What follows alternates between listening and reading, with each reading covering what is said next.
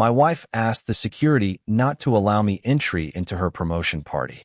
She said only real family was allowed. Little did she know I was the mastermind behind her promotion. I calmly agreed and left.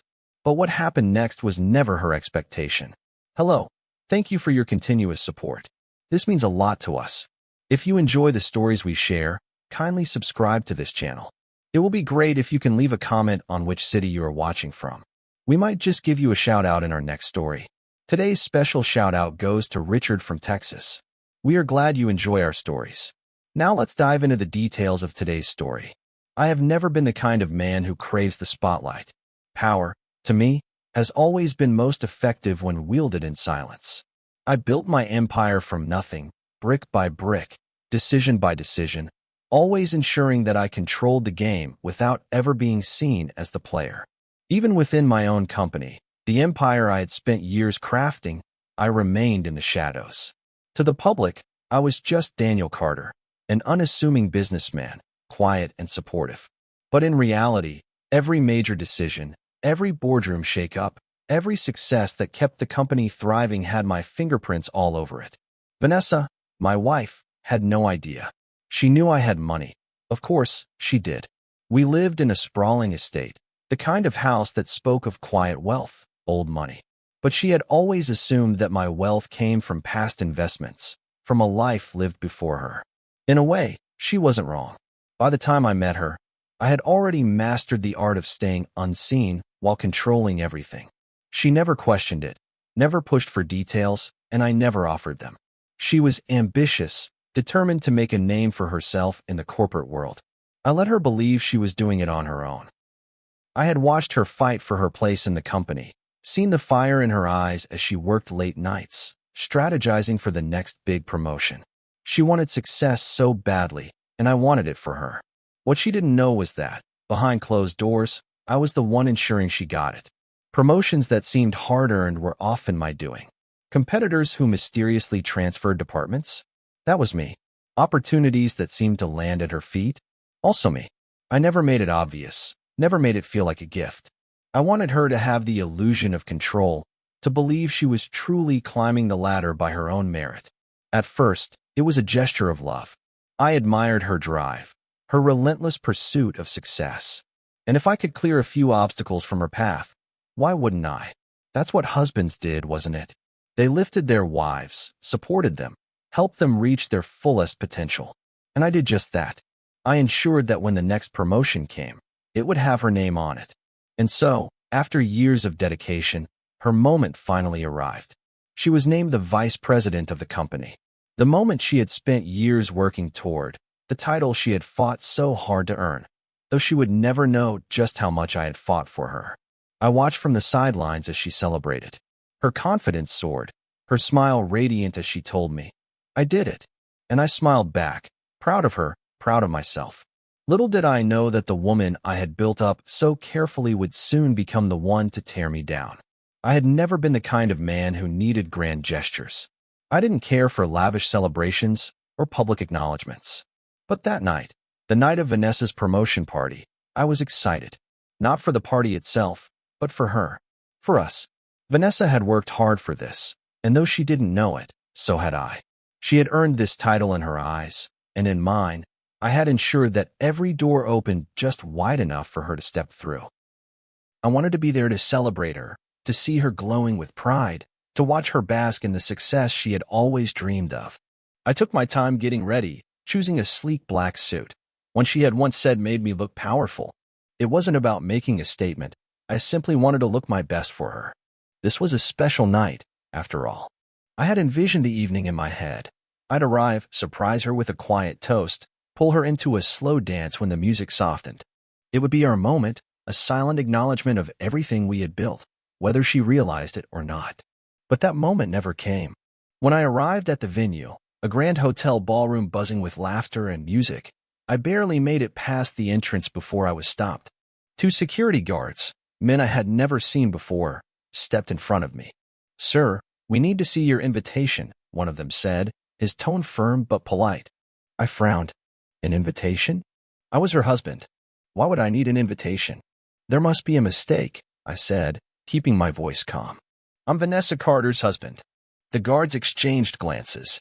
The taller one sighed, looking almost uncomfortable as he pulled out a small notepad. I'm sorry, Mr. Carter, he said. But Mrs. Carter gave specific instructions that only real family is allowed inside. For a moment, I just stood there, my mind struggling to process what I had just heard. Only real family. The words hit harder than I expected, cutting deeper than they should have.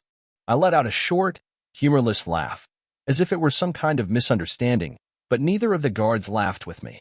They simply stood there, unmoving, waiting for me to turn around and leave.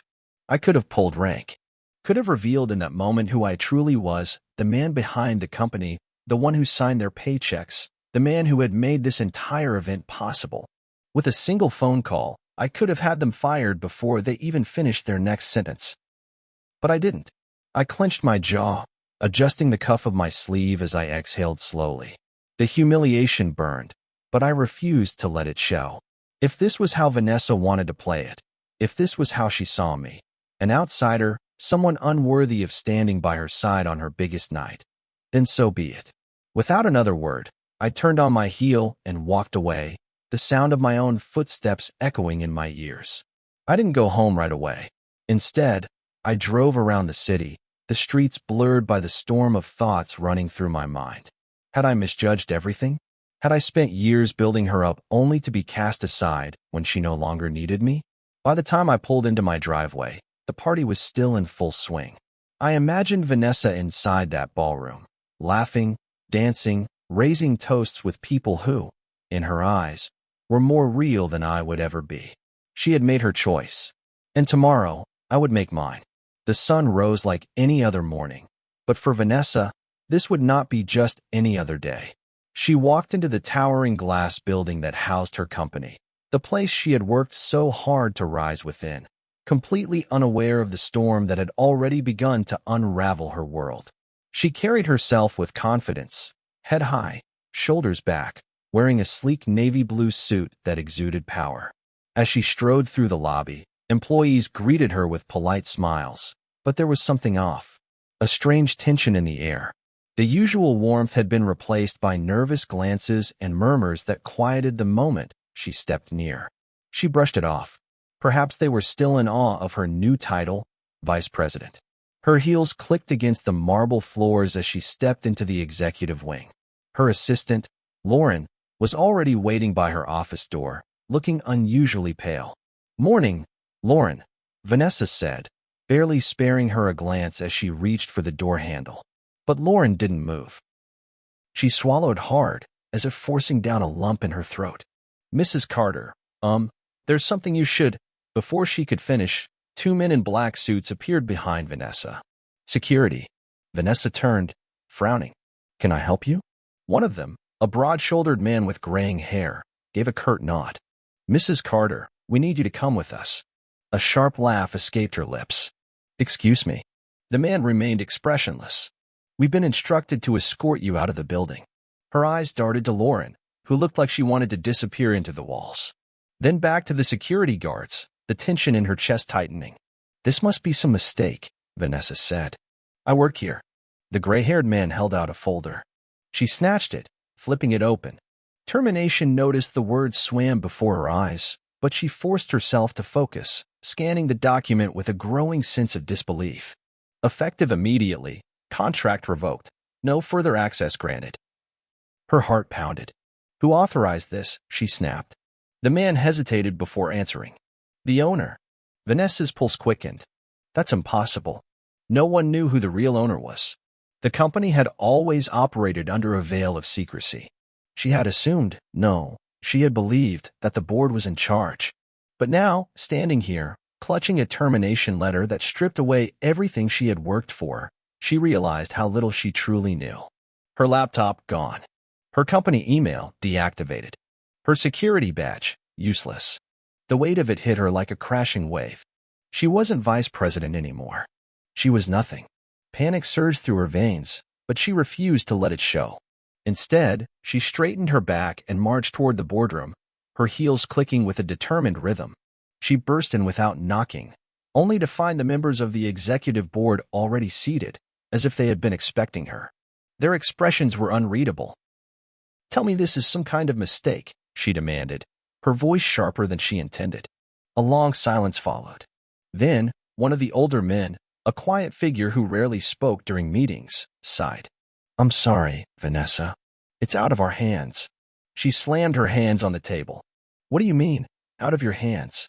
I have worked my entire life for this company." Another board member, a woman she had once considered an ally, gave her a pitiful look. "We don't have the authority to override the decision." Vanessa's breath caught in her throat. "Then who does?" No one answered. For the first time in her career, Vanessa felt powerless. She stormed out, barely registering the stares from employees as she headed straight to her car. Her hands were trembling as she pulled out her phone and dialed the only person who might have answers. Daniel. It rang once, twice. Then he answered. "Vanessa." His voice was calm, unnervingly so. She swallowed her pride. "Did you hear what happened?" A pause. Then, smoothly, he replied, "I did." Something about his tone sent a chill down her spine. Her fingers clenched around the phone. "Daniel, I don't know what's going on, but someone made a mistake. I need you to help me fix this." Another pause. Longer this time. Then, in a voice so steady it made her skin prickle, he said, "Only real family is allowed to work in my company." The world seemed to tilt beneath her feet. She blinked, unable to process what she had just heard. What did you just say?" "You heard me." Realization slammed into her like a freight train. Daniel, her husband, the quiet businessman who had always seemed content to stay in the background. He was the owner. He had been the one behind her entire career. And now, he was the one who had taken it all away. Her knees nearly buckled. "Daniel, please, let's talk about this." Another silence. Then, with a chilling finality, he said, "I think we've already talked enough." Then the line went dead. Vanessa stood there, staring at her phone, her own breath ragged in her ears. For the first time in her life, she had lost. And she had no one to blame but herself. Vanessa had always believed that no door was ever truly closed to her. That if she pushed hard enough, spoke the right words, or simply refused to accept defeat, she could always find a way back in. But now, as she stood outside Daniel's mansion, shivering despite the warm night air, she realized she had never been more uncertain. She pounded on the heavy oak doors, ignoring the security cameras that followed her every move. Her heart hammered in her chest as she rang the bell again and again, the weight of her desperation sinking into her bones. Finally, the door creaked open. Daniel stood before her, dressed in his usual understated elegance, a crisp white shirt, sleeves rolled to his forearms, his face unreadable. For a moment, neither of them spoke. Then Vanessa exhaled sharply, pushing past him into the grand foyer. "We need to talk."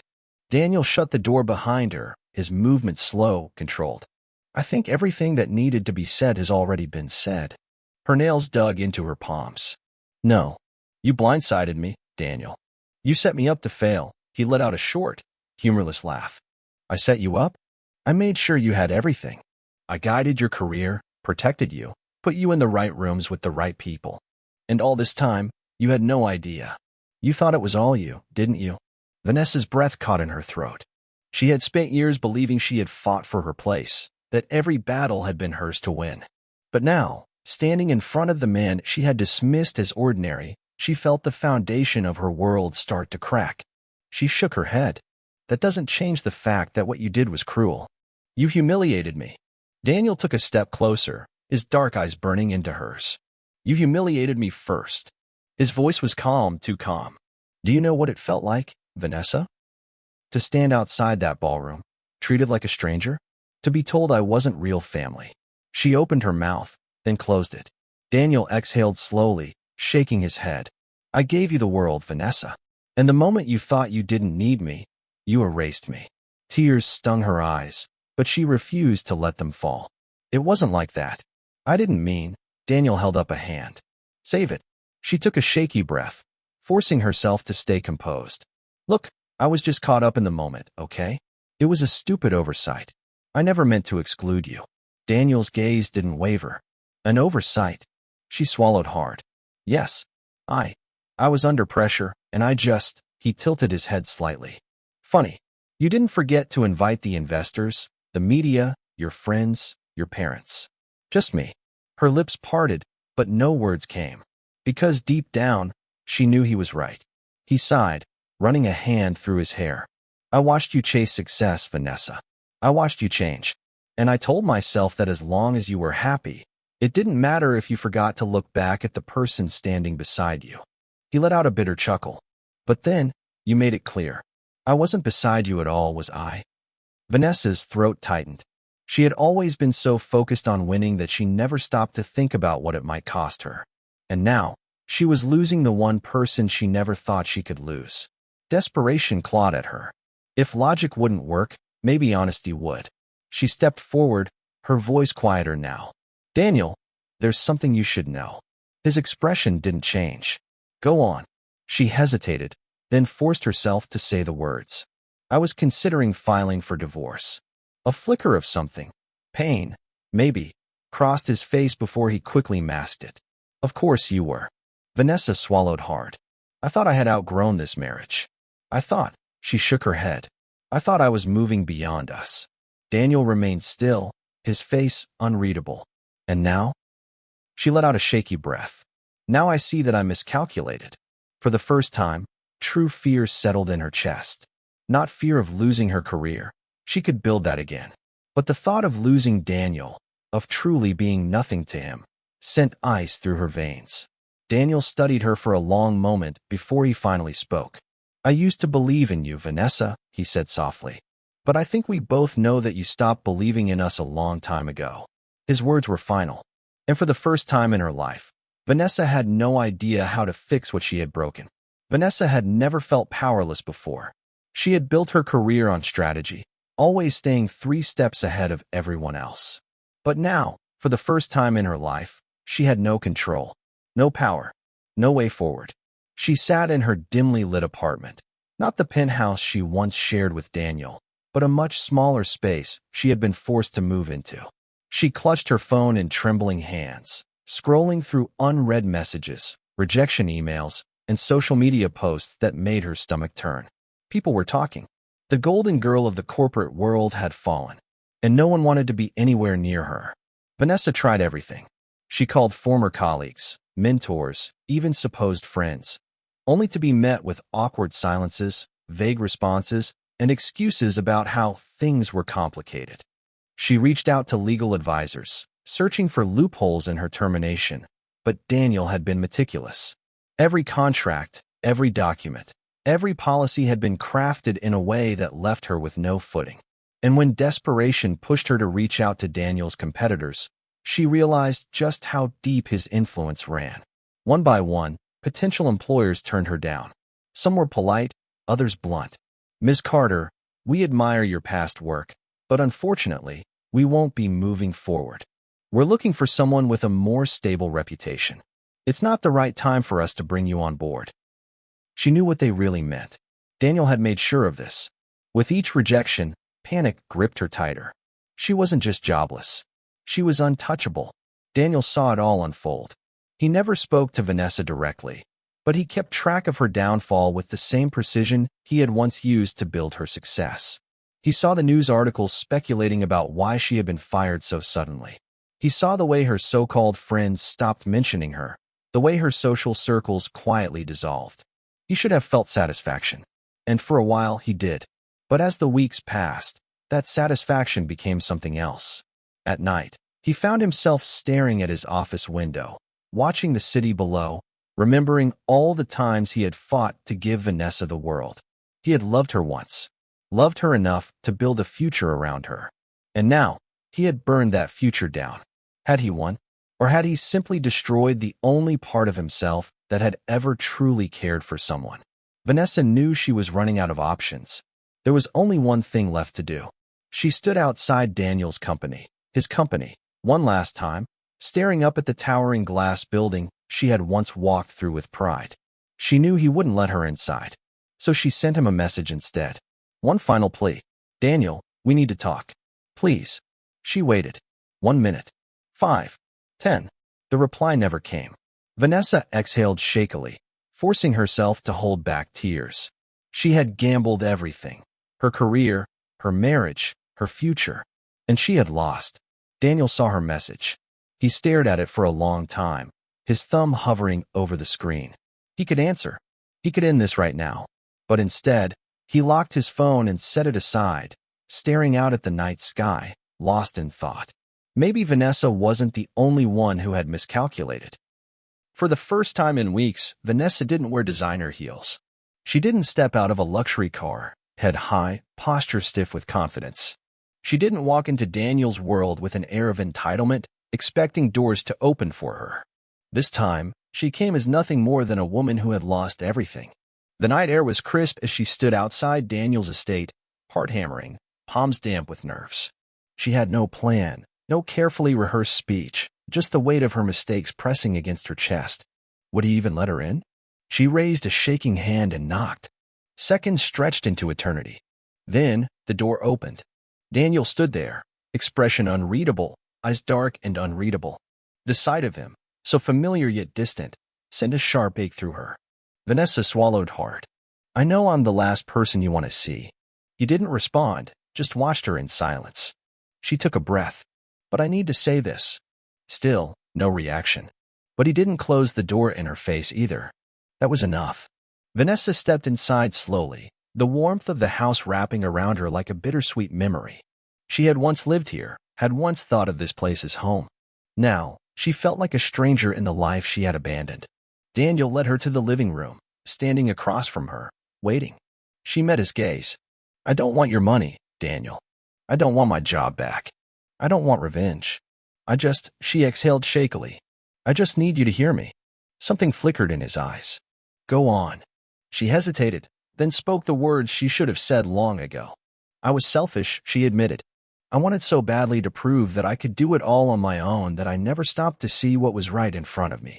I thought success would make me whole, but when I finally got there, I looked around, and you weren't standing beside me. She swallowed. Because I was the one who pushed you away. Daniel studied her, his face unreadable. Vanessa forced herself to continue. I should have never shut you out.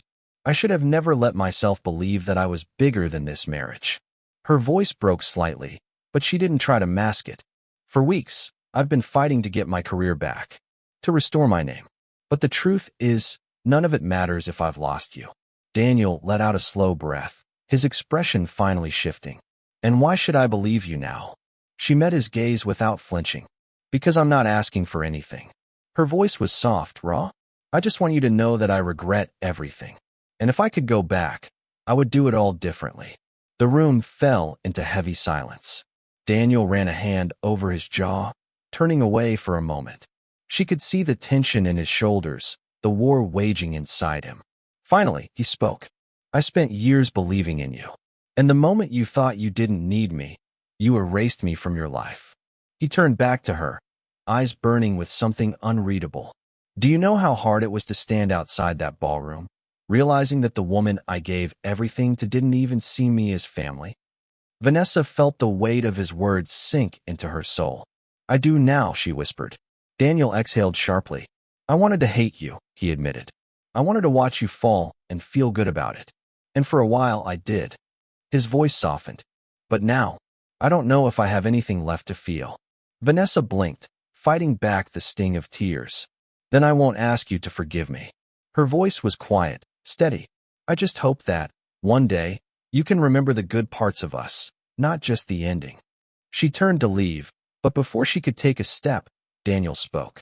Vanessa. She stopped, holding her breath. He was watching her carefully, his expression unreadable. Do you want to fix this because you miss me?